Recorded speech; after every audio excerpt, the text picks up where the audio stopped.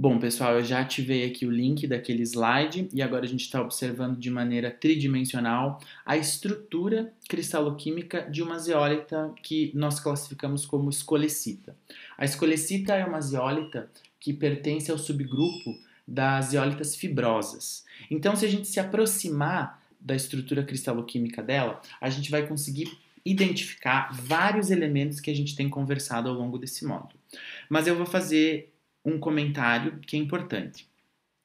Ao contrário de outros minerais, outros grupos de minerais silicáticos, as zeólitas elas têm estruturas cristaloquímicas diferentes dentro do grupo das zeólitas. Então eu estou apresentando a título exemplificativo um grupo de zeólitas, que é o grupo das zeólitas fibrosas. Mas, se vocês tiverem mais interesse, vocês podem pesquisar, vocês podem observar outros tipos de configurações poliédricas. Nesse exemplo, eu trouxe a escolecita, que é uma zeólita fibrosa, e logo de cara a gente consegue individualizar os elementos, literalmente elementos químicos, tá? Que fazem parte da estrutura dessa zeólita. Nós temos aqui, vamos nos aproximar dessa porção do modelo. O que a gente tem na porção à direita da nossa tela é uma esfera azul clara rodeada por 4 esferas vermelhas. Esse é o nosso tetraedro de silício. Se nós observarmos do outro lado do modelo, lá na porção à esquerda do vídeo, nós conseguimos ver uma esfera azul escura rodeada, cercada por 4 esferas vermelhas. Esse é o nosso tetraedro de silício. Outra coisa que a gente pode observar ao longo de toda a estrutura, conforme a gente se modifica a estrutura, são esferas verdes. Aqui eu vou parar uma esfera verde bem de frente para nós e a gente consegue ver que essa esfera ela é maior que as outras. O que ela está fazendo aí? Ela está balanceando a estrutura, ela está balanceando eletronicamente a estrutura, porque nós temos alguns oxigênios com elétrons sobrando e é aí que o cálcio vai entrar para agir como um cátion balanceador. Então a esfera verde é um cátion de cálcio, porque a escolecita é uma zeólita cálcica. E no centro dessa estrutura, vocês veem que eu estou movendo a estrutura, eu vou até me aproximar aqui. No centro a gente tem uma esfera bem grande, cinza. Essa é a representação de uma molécula de água. Tá? Ela só tem uma nessa estrutura porque, por coincidência, a escolecita não é uma zeólita muito boa em hidratar-se e reidratar-se ou desidratar-se, né? Porque ela não tem muita água no seu sistema, ela não tem uma estrutura que é aberta o suficiente para ter muitas moléculas de água. Então é só uma coincidência que a gente tem apenas uma molécula, tá? Geralmente tem zeólitas com a capacidade de reter muito mais água. Mas a esfera cinza no centro do vídeo está mostrando, exemplificando a presença de moléculas de água no sistema. Por fim, a gente tem algumas esferas rosas no sistema, são hidrogênios que estão aqui também para balancear a estrutura. E a gente observa de maneira tridimensional, com zoom ou sem zoom, a depender da escolha do freguês, como que essa estrutura se comporta. Então, olha que interessante, na porção superior do vídeo a gente consegue ver esferas azuis claro e azuis escuras se ligando através de esferas vermelhas, ou seja, isso é a polimerização de silicatos. Polimerização de tetraedros de alumínio e tetraedros de silício, no caso, na estrutura de uma zeólita. E a gente consegue ver também a diferença marcante entre os raios iônicos, né? Então, olha só, essas esferas verdes que são o cálcio têm um raio iônico muito maior do que, por exemplo, o oxigênio. Ou até mesmo a molécula de água que está no centro dessa estrutura, que eu vou mexer aqui para a gente ver de novo, que é a molécula de água.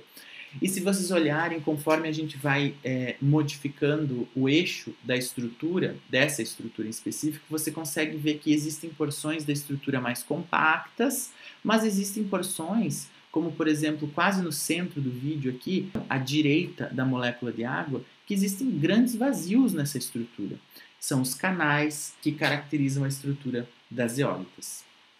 Pois bem, agora a gente já sabe com bastante proficiência como que a estrutura cristaloquímica das zeólitas se comporta. Nós sabemos os mais variados grupos de zeólitas, então a gente pode mostrar para vocês Como que o grupo das zeólitas é dividido, é classificado? Nós temos uma fórmula geral, que não é novidade para vocês, tetrédros de silício e de alumínio hidratados, e para balancear as cargas negativas, temos vários tipos de cátions diferentes. Nós temos o nome das mais variadas zeólitas, essa é só uma lista exemplificativa, lembrem-se que a gente tem mais de 60 minerais. Temos a fórmula química, então vejam que de maneira geral você tem sódio, cálcio, potássio e eventualmente bário na estrutura das zeólitas. Então são cátions bem conhecidos. E o que chama atenção aqui são os diferentes graus de hidratação. Então veja que a thomsonita tem 24 moléculas de água na sua estrutura. Por outro lado, a natrólita tem apenas 16. Vamos pegar outro tipo. Nós temos aqui a gismondina, que tem apenas 4 moléculas. A escolecita faz parte do grupo da mesolita, e a mesolita tem apenas 8 moléculas de água em sua estrutura. Então vamos fazer um paralelo aqui para a gente poder comparar as diferentes capacidades de entrada de água no sistema. Veja que tem zeólitas que têm uma capacidade de reter água em sua estrutura muito maior, e outras com uma capacidade mais limitada, mais reduzida, mas todas do grupo das zeólitas são hidratadas. Temos aí os nossos sistemas cristalográficos, né? Os tipos de relevo, vejam que são relevos baixos. Temos a dureza aqui, uma dureza geralmente baixa também. E eu trago aqui na parte inferior do vídeo alguns exemplos, tá? Então aqui na parte esquerda do vídeo nós temos cristais de analcima, são cristais grandes e bem desenvolvidos, que foram encontrados em geodos no noroeste do Paraná. E aqui na parte à direita do vídeo nós temos cristais de eulandita, que foram encontradas também em cavidades basálticas. Então você consegue observar essa porção inteira aqui é uma eulandita. E aqui nós temos um clasto de basalto, cujas amígdalas estão totalmente preenchidas por cristais de eulandita. Bom, vamos fazer algumas conclusões a respeito dos conhecimentos que a gente acabou de adquirir. Nós temos um arcabouço tridimensional aberto. Nós temos uma estrutura que não é tão compacta. Isso gera grandes espaços dentro das estruturas cristaloquímicas das zeólitas. Mas o conhecimento associado ao fato de que as ligações entre os elementos são fracas e entre os grupos OH, que aqui representariam a água, tá? Então, nós temos aqui um arcabouço aberto com grandes espaços. As ligações que juntam os elementos são fracas. E lembrem-se, são as ligações dos elementos dentro dos canais, não os elementos que fazem parte das unidades primárias, secundárias e poliédricas. É o que está nos canais que a gente está interessado agora. Se a gente tem um arcabouço aberto, com grandes espaços, e os elementos ou moléculas que ali estão possuem ligações fracas com essa estrutura, nós vamos ter o quê? Nós vamos ter propriedades industriais muito interessantes. Por quê? A primeira delas a gente já sabe. Na verdade, a gente sabe as duas, né? Mas vamos oficializar. A primeira propriedade é uma grande facilidade que esses minerais têm de se desidratar e se reidratar. Nem todas as zeólitas possuem essa qualidade e nem todas as zeólitas possuem a mesma capacidade. Tem umas que têm capacidade maior, outras que têm capacidade menor.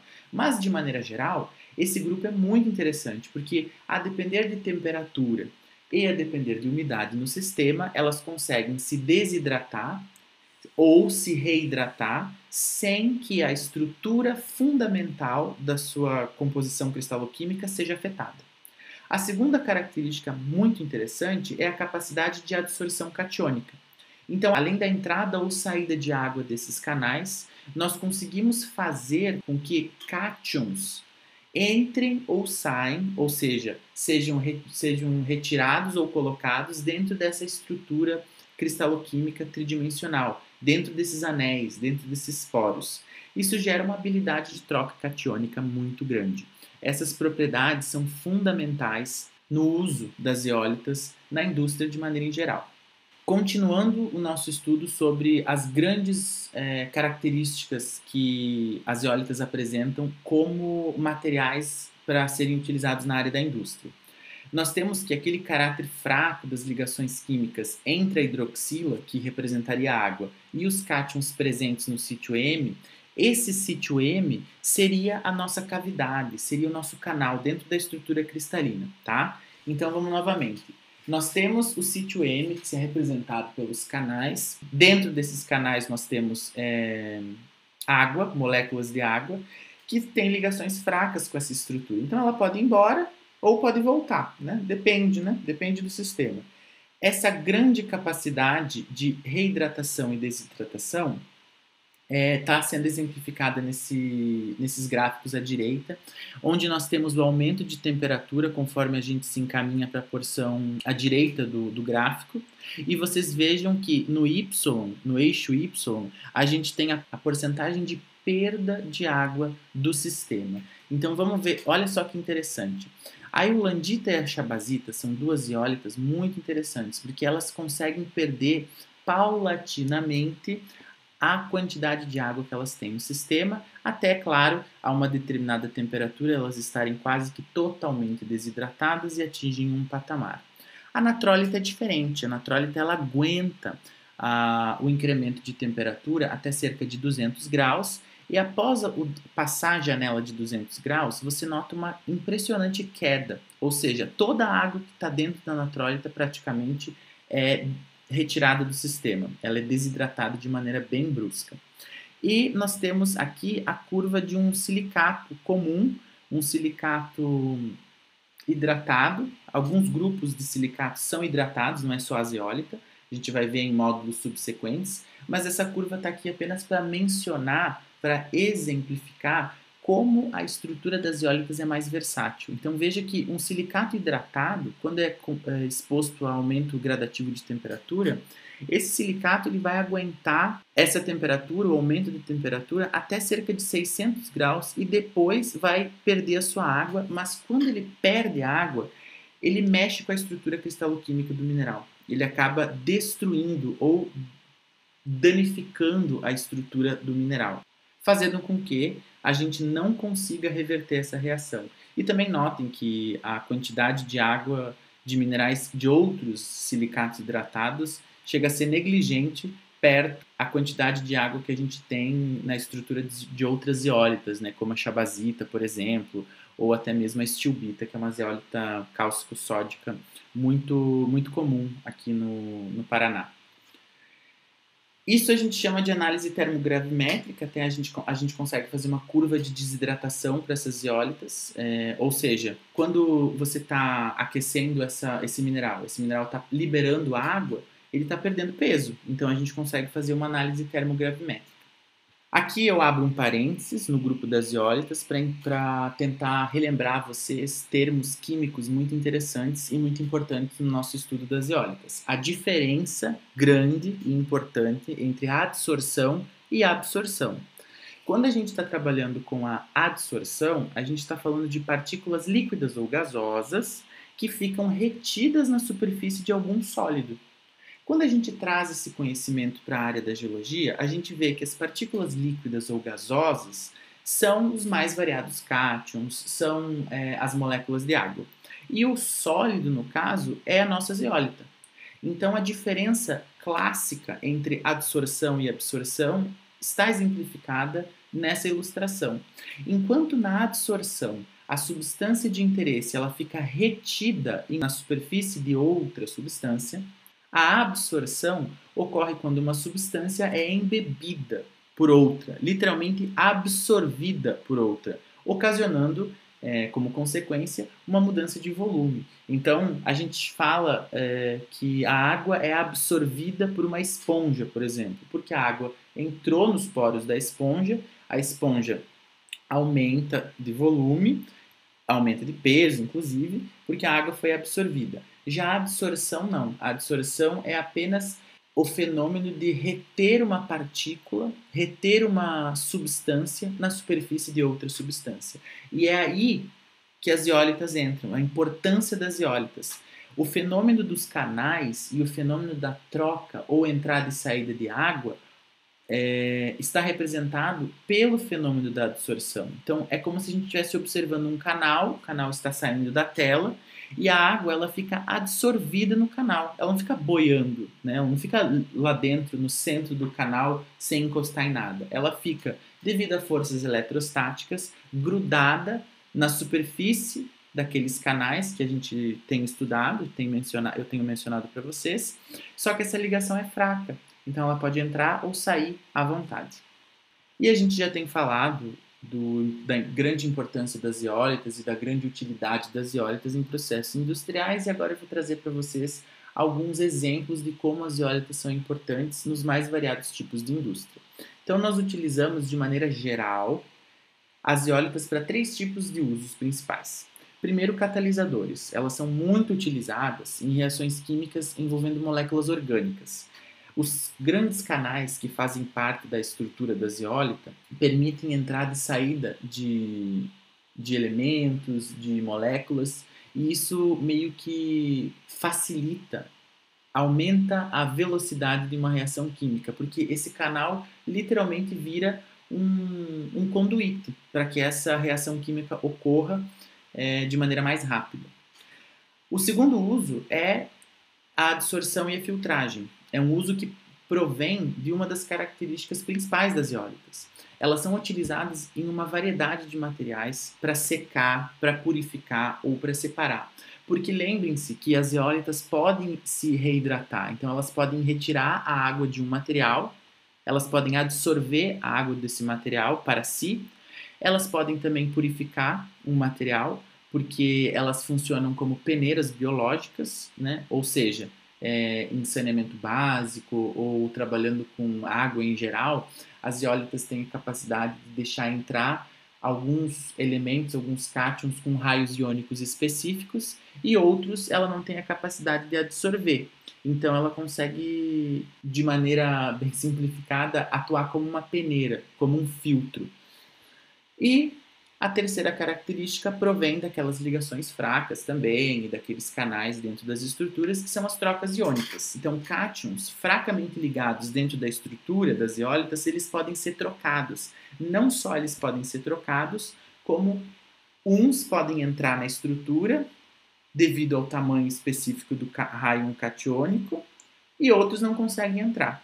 Então, a absorção, a filtragem também está intimamente ligada com a capacidade de troca catiônica das zeólitas. Ou então a gente pode trabalhar dessa maneira. Tanto as trocas catiônicas quanto a capacidade de adsorção e filtragem estão relacionadas às características cristaloquímicas que a gente vem estudando até agora sobre as zeólitas. A maneira com que a estrutura cristaloquímica das zeólitas é configurada traz implicações muito importantes, consequências positivas muito importantes para a indústria. Aqui eu mencionei algumas indústrias que se utilizam em larga escala de zeólitas. A indústria nuclear, por exemplo, você tem a capacidade de capturar e aprisionar permanentemente partículas radioativas geradas na fissão nuclear na estrutura das zeólitas, naqueles canais que a gente já havia mencionado. Porque esses canais cristaloquímicos são resistentes à radioatividade. Então você consegue transformar a zeólita como se ela fosse um local de aprisionamento dessas partículas e subpartículas geradas na fissão nuclear, na hora de gerar energia nuclear, né? No saneamento, tratamento de efluentes industriais e domiciliares, então as zeólitas funcionam como peneiras, eu já havia mencionado, você pode tratar esgoto, você pode tratar água que é utilizada em indústrias e fica imprópria para o uso posteriormente. Na engenharia ambiental você consegue recompor, você consegue recuperar solos contaminados por metais pesados. Você imagine, por exemplo, uma zeólita específica que é colocada naquele solo e ela tem a capacidade de absorver em sua estrutura algum tipo de metal, cobalto, cromo, níquel, que está naquele solo, contaminando esse solo. E inúmeras outras utilizações na aquicultura, agricultura, ração animal. Então esse link que está abaixo do vídeo aqui leva vocês a um artigo interessante sobre os mais variados usos das zeólitas nas mais variadas áreas da indústria. Onde que elas ocorrem? Onde que a gente encontra as zeólitas? Bom, a gente encontra elas em sedimentos, sobretudo em sedimentos. Nós também encontramos de maneira muito comum na alteração de vidro vulcânico ou em processos de alteração hidrotermal, mas na nossa realidade aqui na área do Paraná, mas de maneira geral também, nós encontramos muito comumente as zeólitas em amígdalas, em cavidades, preenchendo cavidades de basaltos. Basaltos, andesitos também, eventualmente até dacitos e por aí vai, né?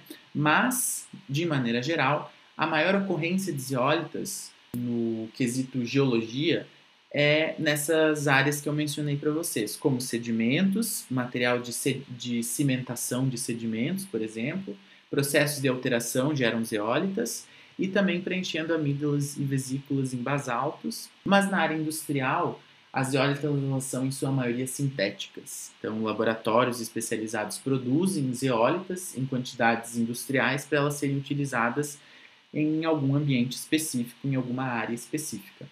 Mas todo esse conhecimento provém da natureza, porque nós sabemos como as zeólitas são geradas, nós sabemos qual é a composição cristaloquímica das zeólitas e como que essas estruturas se combinam em estruturas diferentes e variadas, então a gente consegue reproduzir isso em laboratório.